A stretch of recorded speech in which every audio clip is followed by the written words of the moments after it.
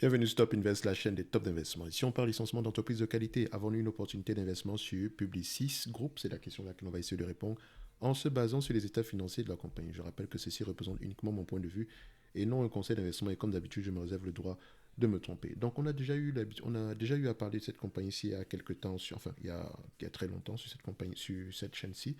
Vous savez que d'habitude, on va regarder la tendance des revenus, la tendance des marges, donc la marge brute, la marge nette. On va regarder l'état de la dette, donc la dette nette tu EBITDA ici, histoire d'avoir à peu près une idée générale ici de, voilà, combien est-ce que, enfin, si l'entreprise est bien gérée, ok, et si elle a la capacité ici d'augmenter les prix, les marges, etc.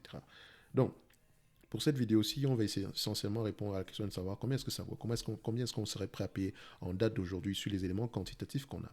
Donc, j'ai besoin de quoi? J'ai besoin de la dette nette. OK. Donc, quand je regarde la dette nette ici, on a une dette nette aux alentours de combien en date d'aujourd'hui? 1,560 milliard. N'oubliez pas, c'est une compagnie européenne, d'accord, donc française. Vous allez voir ici qu'il est très important d'aller vérifier sur Yahoo Finance s'il n'y a pas eu un impact lié au loyer, d'accord, parce que la dette nette, quand vous la prenez au niveau de Coifin, vous allez vous rendre compte que ça prend souvent en considération les loyers. Ce n'est pas une mauvaise chose. Les loyers sont considérés comme étant une obligation, mais c'est une dette qu'on ne paye pas de la même façon. D'accord? Donc, je vais aller regarder Financial. OK. Une fois que j'ai l'élément Financial, je vais sur Balance Sheet. OK. Et une fois que j'ai Balance Sheet ici, je vais sur Quarterly. D'accord? Donc, là, pour la période. Donc ici, je vois que la période s'arrête au mois de décembre 2021. Donc on va voir ici le dernier trimestre au mois de juin 2022. Alors que je pense qu'elle a déjà publié ses résultats annuels. Donc elle a une dette de 3 milliards 347 millions. Non, non, ça c'est la dette à long terme. Bon, je vois pas la dette nette ici, mais c'est pas plus grave que ça. On va prendre celle qui est affichée ici. D'accord, parce qu'il me semble-t-il que ici c'est au 31 mois de décembre. Donc on va prendre le 3 milliards, le 1 milliard 560. OK. Maintenant, j'ai besoin de quoi? Du nombre d'actions. D'accord. Le nombre d'actions ici, 254,7, donc 255. Donc, j'ai la dette nette, j'ai le nombre d'actions. Je prends 1,560 divisé par 2,55. Ça donne dette nette 6,12 €. D'accord? 6,12 €. Une fois que c'est fait, voilà. Donc, dette nette ici par action, 6,12 €. 6,12. Maintenant, j'ai besoin de quoi? Des PER. Le marché paye généralement des PER de combien? Déjà, il faut que je compare les net income et les free cash flow si on parle le même langage. Ok, donc quand je prends net income, free cash flow, je les mets sur le même graphique. Qu'est-ce que je constate? Les free cash flow sont plus élevés que les net income et c'est encore plus prononcé à partir de 2018. D'accord? Et vous savez que voilà, je ne vais pas de revenir ici sur la mise à jour enfin pas la mise à jour, du fait que la prise en compte ici je crois que je ne dirais pas que c'est une loi, mais c'est une régulation, enfin c'est une norme comptable, IFRS 16. Je pense que c'est comme ça que ça s'appelle. Donc, on va prendre ici les net income. OK, parce que les free cash flow peuvent prendre en considération certains éléments qu'on aimerait. Voilà. Il est important ici de déjà vérifier ces free cash flow là. Donc, moi, je vais aller rapidement. Je vais prendre les net income ici. OK, donc, on va prendre les net income. Si les free cash flow sont plus élevés, tant mieux. Si sont des véritables free cash flow, tant mieux. OK, donc ici, maintenant, au niveau des net income, on va regarder les marges. OK, juste histoire de voir à peu près où est-ce qu'on se situe ici. On a des marges ici de 8%, donc les marges même sont stables. Donc, vu que j'ai pris les net income ici, il faut que je prenne les price to earning ici. Je rappelle que c'est un rendement. Et c'est un business qui aura tendance à s'échanger à des PER entre 15 et 17 fois les bénéfices par là. OK, donc sur les 20 dernières années, le marché paye 16 fois les bénéfices. Sur les 10 dernières années, le marché paye 16 fois les bénéfices. Sur les 5 dernières années, le marché paye à peu près 15 fois, enfin, on va dire 14 fois les bénéfices par là. OK, alors, on va regarder ça rapidement. Je vais prendre ici 15 fois les bénéfices. D'accord. Je pourrais également prendre 17 fois les bénéfices. Ça reste un rendement ici. Donc, je pense que cette entreprise, déjà, le marché a tendance à payer des multiples qui sont très peu élevés pour cette compagnie ici. Donc, alors, ce qu'on va faire en supplément, c'est ceci. Je viens ici. J'ai le bénéfice net par action. je vérifie. Est-ce que les analystes font souvent de bonnes prévisions par rapport à... Quand je parle de prévisions, est-ce qu'ils ont tendance ici à faire des prévisions assez correctes par rapport aux bénéfices nets? Oui. Il y a plus de vert et de jaune par rapport au rouge. Donc, on est correct.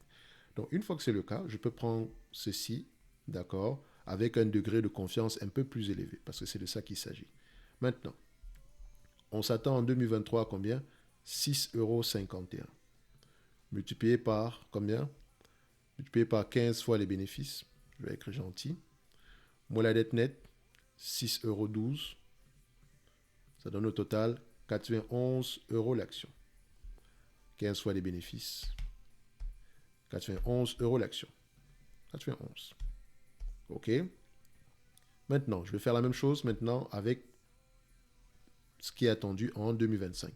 7,13 € multiplié par 15 fois les bénéfices.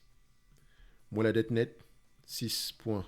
On a 6 points combien? C'est 6,12, si je ne me trompe pas. Oui, 6,12. Divisé par le nombre d'actions. Non, même pas. On n'a pas besoin de diviser par le nombre d'actions, excusez-moi, c'est l'habitude. Donc, ça fait à peu près 101 € ici. 100,83. 101 €. Donc, ça veut dire quoi? L'entreprise ici, si on arrive à voir les bénéfices nets de 2025 ici à 7,13 € par rapport au prix, à 15 fois les bénéfices, mon dette nette actuelle, on aura à peu près 101 €. D'accord? Ceux de 2023 ici à 15 fois les bénéfices encore, par moins la dette nette, on aura 91 €. Actuellement, on coûte à combien? À 90 €. Donc, ce qui me permet de dire que cette compagnie-ci est encore sous-évaluée. D'accord? Maintenant, si on vous distribue la totalité des bénéfices nets attendus par rapport au prix que vous payez en date d'aujourd'hui, d'accord, vous aurez un rendement de 9%. Si vous recevez plutôt les bénéfices nets attendus de 2025 et que ça se réalise, voilà, par rapport au prix que vous payez en date d'aujourd'hui, vous avez un rendement de 10%. Donc, c'est exactement ce genre d'entreprise que je recherche, d'accord, dans le sens, voilà, par rapport au prix, d'accord. Donc, je vois ici qu'on a un rendement potentiel de 10%. Maintenant, il faut que je lise les rapports financiers. Pourquoi est-ce que le marché me présente une opportunité pareille? D'accord? Et l'entreprise, qu'est-ce qu'elle fait? Vu qu'elle a l'air sous-évaluée depuis très longtemps, d'accord? Qu'est-ce qu'elle fait? Est-ce qu'elle rachète ses actions? Est-ce qu'elle paie un dividende? Elle paie un dividende qui est croissant ici. Oui, pendant la pandémie, on l'a ralenti ici, mais voilà, on a à peu près 4,13% ici en termes de rendement. Donc, c'est bien. Au niveau des éléments quantitatifs ici, c'est assez intéressant. Mais il faut aller creuser plus loin que ça. Il faut lire les rapports financiers, histoire de voir à peu près, est-ce que le business model est durable? D'accord? Où est-ce que le risque se situe? OK? Donc, pour ceux qui veulent aller plus loin, nous avons le service Top Premium. Vous pouvez demander des analyses quantitatives ainsi que recevoir 2 notes d'analyse sur les entreprises qui me semblent, moi, sous-évaluées chaque mois.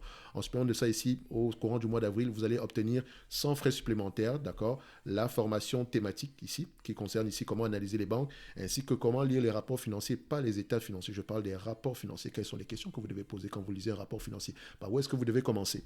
OK? Donc, je dis toujours, lisez vos rapports financiers, mais la plupart d'entre nous, voilà, la plupart ne savent pas par où ils vont commencer. OK? Donc, on va faire cette petite formation-là afin de vous permettre de poser les bonnes questions quand vous lisez les rapports financiers. Et la formation thématique ici concerne ici l'analyse du secteur bancaire, des banques, vous permettra ici de pouvoir mieux appréhender ici une analyse, une compagnie comme Crédit Agricole, BNP ou des choses comme ça. OK? Juste aller au-delà du dividende. OK, parce qu'à la fin de la journée, ça va vous permettre de moins vous poser des questions par rapport à la période actuelle. J'ai vu une belle vidéo tantôt de Xavier Delmas sur Zone Bourse par rapport aux entreprises françaises, donc qui permettait à peu près ici de remettre les choses à plat. Et c'est une très bonne vidéo parce qu'en fait, en réalité, on peut se dire que, mais en fait, par rapport aux banques françaises, c'est un peu exagéré. Bref, ça ne veut pas dire qu'elles ne sont pas risquées. Toutes les banques sont risquées de toutes les façons. Certaines le sont plus que d'autres. OK? Donc, si vous voulez aller plus loin, vous avez la formation thématique ici, vu qu'elle sera disponible uniquement au mois de juin. Donc, ça, c'est une prévente. Donc, ça va pas vous coûter plus que le service Top Premium qui est affiché là, mais les places sont limitées. OK? Et ça s'arrête uniquement à la fin du mois de mars. Après ça, c'est fermé. OK? Donc, je ne sais pas que la formation sera fermée. Ça veut juste dire que le prix de la formation individuellement, ça sera certainement plus élevé que le prix de tout ce que vous avez ici, de l'ensemble de ce que vous avez ici. D'accord? On va se donner rendez-vous sur la prochaine vidéo. Publicis, ça reste une entreprise qu'on apprécie toujours, même en date d'aujourd'hui. Le prix actuel reste intéressant et ça reste à peu près une belle entité bien gérée, voilà, qui est, je pense, également parmi les leaders dans son secteur d'activité. En tout cas, si ça vous intéresse, lisez vos rapports financiers et on se donne rendez-vous dans le service Top Premium ou sur la prochaine vidéo. Merci.